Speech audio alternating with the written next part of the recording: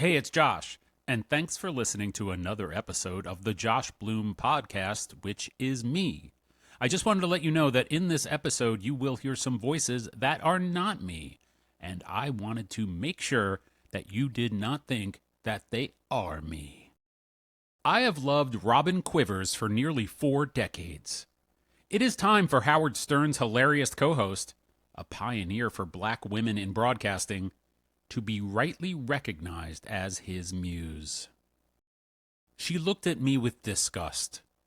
I barely knew this woman, but up until now, she seemed like someone I wanted to know. She was a lesbian who wore clothes almost no one could afford, paid for by designing storefronts for a national accessories brand. In her spare time, she was half of a much too arty musical duo of an indeterminate genre with her reedy wife, or girlfriend, or partner, or something.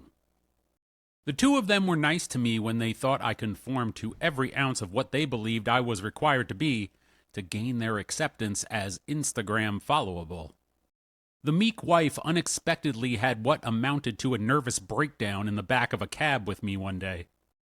Soon after, when my boyfriend, or something, at the time, dispossessed of social skills even more than myself, asked her about her sex life over tea. She, who I will not name specifically except to say she was christened for a season, never spoke to me again.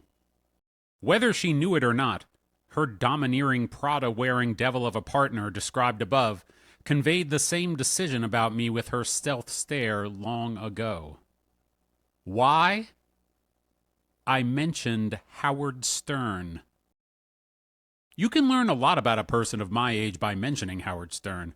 Surprisingly, he is still a polarizing figure even after moving to the less overtly public space of satellite radio. Even though his audience is smaller, his cachet has blown up because he has become recognized as a master interviewer who can get the most ungettable A-list public figures on his couch. The internet is forever, however, and many people's inability to understand that humans evolve, or even to believe in the concept of evolution, has taken their toll on Howard's legacy.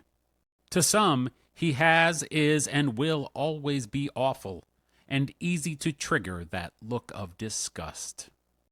I am glad I learned what I learned about the wives or girlfriends or partners above, because it saved us both the time of wasting energy developing a destined-to-be-doomed friendship. I am also glad that they and anyone with a misguided opinion of Howard Stern will never get far enough into this piece to discover it isn't about Howard Stern at all. It is about Howard's wife, or partner, or girlfriend of sorts. Of course, in reality, she is not any of these. She is much, much more. She is Robin Quivers. Howard's co-host for what would amount to his entire career is rarely discussed in the media. There is no need. Anything you could ever want to know about this fantastic woman is, was, and will always be able to be learned by listening to her on the air. Robin wants it that way. You can bet that I hope she is reading this media coverage of her, or paying an assistant to read it to her as she enjoys eating grapes from a vine while sitting on a tufted chaise lounge in the velvet roped-off area of a foreign art museum. Because I am about to talk about how much I love Robin, and I want her to know it. One of the conceits of the Howard Stern Show that existed for many years before the duo took to television is that no one knew Robin was a black woman. As Howard would take incoming fire, constantly accusing him of being racist, misogynistic, homophobic, and you name it, here he was breaking ground the entire time by sharing as much of the microphone with a black woman as she wanted to take. This fact does not absolve Howard of the bad behavior of his relative youth, of course. Howard has confronted and atoned for that, and has been accused of being woke, which is caring about other people, and has pissed off many now former fans in the process. However, it does provide objective insight into who Howard is at his core. Howard will go to the ends of the earth for his Robin. Howard makes no secret that Robin is one of his best friends. There have been a few rare occasions throughout the show's history when only Howard and Robin have been in the studio. Howard often mentions that he and Robin spend time on the phone on the weekends, and these infrequent duo shows seem to approximate what that must be like. Howard has said that Robin is the reason he does the show, and at the end of the day, Robin is the reason I listen. Any longtime fan, I am 52, started listening when I was 17, and have had no substantial periods without the show since, knows this about Howard. We hear it in their voices. They speak to each other with the mix of complete honesty and affection that only love and respect brings. This is what keeps listeners like me around. We are just hanging out and have been for decades. There was a time during the show's heyday on terrestrial radio when you would see other people in other cars laughing at the exact moment that you were. This is why fans talk about being unable to turn off the radio after reaching their destination. Before I continue, I need to acknowledge the other member of what amounts to a talk show version of a power trio. Even though I am writing about Robin, and she would likely take barely suppressed, depending on the day, offense at having the attention focused elsewhere for any longer than a brief digression, I must. Fred Norris has been with Howard slightly longer than Robin.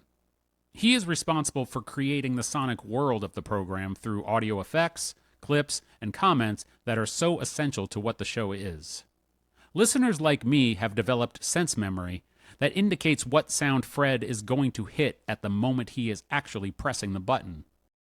Howard, Robin, and Fred are a band that can play their entire catalog in their sleep. I have long believed that Black and Native American women should be running the country. This is the only way to make whole the deficit created by how America was founded. I want the members of our society who have been the most historically and systematically oppressed to be the ones setting policy. Perhaps this ingrained need for order in the universe made this revolutionary pairing within the Howard Stern Show so meaningful to me, beyond how much it makes me laugh and lifts my mood. The influence of a no-nonsense black woman was vital to me when I started listening to the show in my teens. As a Jewish gay youth struggling to integrate an upbringing full of bullying and neglect, I identified with minorities, I identified with women as forthright caregivers, and I identified with other survivors of abuse who were coming to terms with the reality that the trauma of their youth would follow for a lifetime. I had hoped Robin would be in the studio on the day Howard interviewed Kamala Harris recently, but I knew that this was unlikely since it would only be for an hour at an atypical time. I wanted to hear those two powerful black women known for their easy and unforgettable laughs mix it up. Perhaps Robin would have been more bolder than Howard, who is woke, remember, in bringing up that many of the clips we hear today of Donald Trump saying disgusting things about possibly dating his own daughter and walking into the changing rooms of teenage beauty pageant contestants originated during his many years of appearing on the show. The fact that these clips even exist and are played ad infinitum decades later goes to show how Howard's skills as an interviewer have developed with Robin's help, as she plays bad cop, constantly teeing up topics for Howard to swing at with just enough good cop curiosity to get the interviewee into a state where they will suffer under an illusion of safety. Perhaps Robin was not there for Kamala's visit because she was flagged by the Secret Service. I am just kidding, but a short time after the Kamala Harris interview, the results were revealed on the air of a test given to most of the staff, and Robin failed, depending on how you look at it.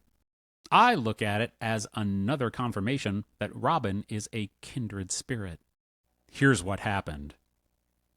I have talked about female cultural figures I identify with, and Robin falls in that category. Unfortunately for society at large, my identification with Robin is related to the fact that Robin is, according to testing that she has subjected herself to during the show, an extreme narcissist and potentially psychopathic.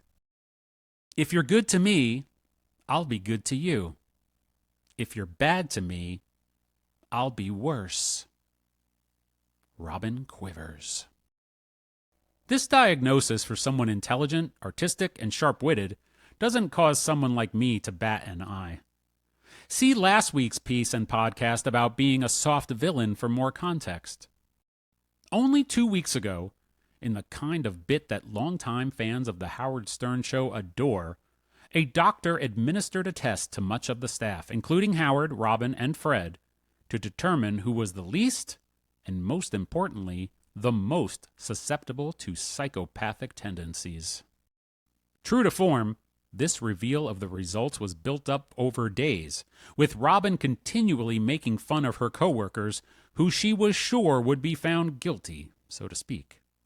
In 2009, Robin had previously scored a 34 on a narcissism test, where a score above 20 is considered high. I was nervous for Robin.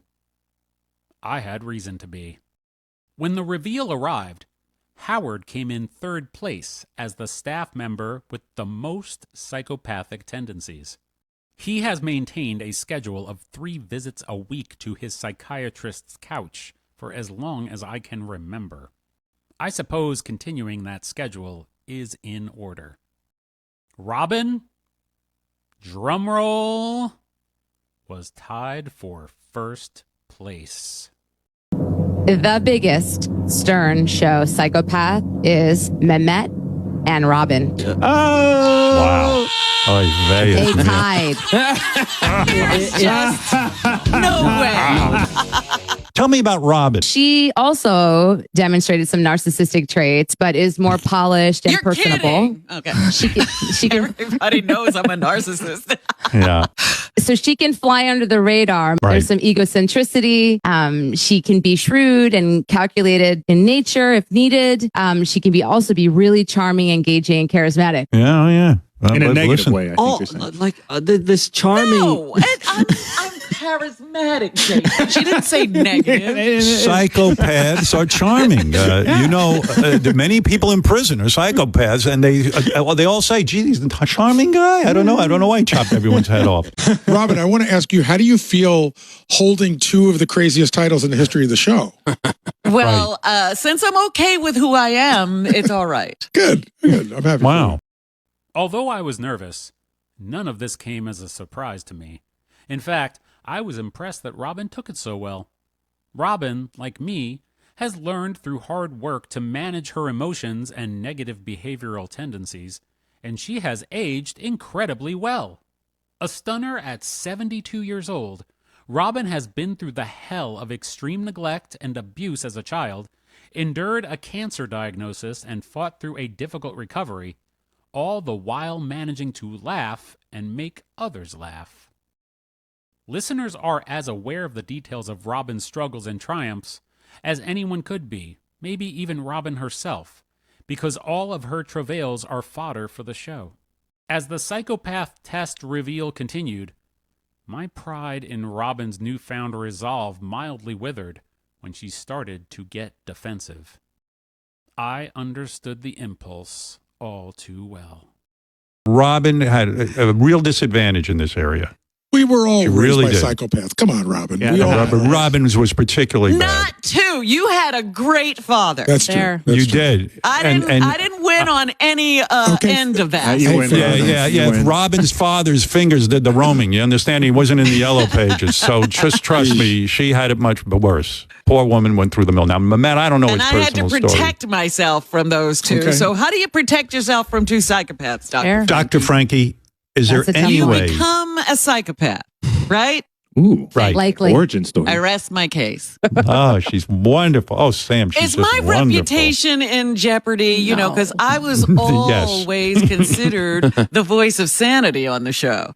Yeah, isn't that funny? Like whatever newspaper article was written about Robin, it was always, well, at least Robin's the voice of sanity. And I'm sitting there going, what the, okay. But whatever. Do you think this affects your relationship with Robin at all? No, absolutely not. I'm saying that on the air. Of course it does. Now, listen. How dare you, Howard?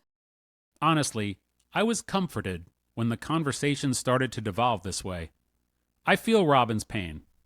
I have listened to this woman talk about her life for most of my life, and she has always, without fail, and possibly to her detriment, allowed her entire existence to be the subject of my entertainment. But Robin is more than that to me. I say this with full knowledge of how our culture holds up celebrities in the internet era. They need to be perfect and deified, untouchable and touching. Or, when they slip up, they are meant to be torn down, chastised, and canceled for the smallest digression, made with knowledge and intent, or not. Howard and Robin have never been subject to these expectations and this treatment because there is nothing that they can do or say that they don't already do and say in full view of the public. In fact, Howard gets upset when anything happens that isn't saved to be discussed on the air. Howard and Robin, for better or worse, and sometimes to the chagrin of anyone on the show besides Howard, have presented themselves in this unexpurgated way since the late 80s, when the Howard Stern Show became the #1 rated program in New York, and then began to syndicate nationwide, something that was not done before because radio was always considered local up until this point. This is a concept that I have taken into my own creative existence. Life is art, and art is life. Everything we think and feel is subject to artistic expression. I understand that many would not agree that what Howard does is art, but knowing how much he admires John Lennon, who held this belief about creativity during his years with Yoko Ono, I see Howard's work this way. I also know Howard to be extraordinarily gifted at painting with watercolors. He has also been a practitioner of transcendental meditation since his teens, and Robin has also practiced for decades. I am in my second decade of TM too. I explain this because it's cool to brag about how holistically sound and stable I am, sure. But to the point of this writing, it is to deepen your knowledge of the relationship between Howard and Robin, who are rarely, if ever, thought of as intertwined in such a deep and meaningful friendship. This is more than I can say for the wife or girlfriend or partner or whatever who ended what could have been a meaningful friendship with me before it even began, when she looked at me with disgust at the mention of Howard's name. If she had turned to see me fully, with an open mind motivated gaze, instead of with a side eye full of conceit, her stubborn insecurity may have given way, allowing her to learn that my admiration of Howard is rooted in his love of an extraordinary woman, Robin Quivers, who could show her something about herself that she didn't realize she needed to know.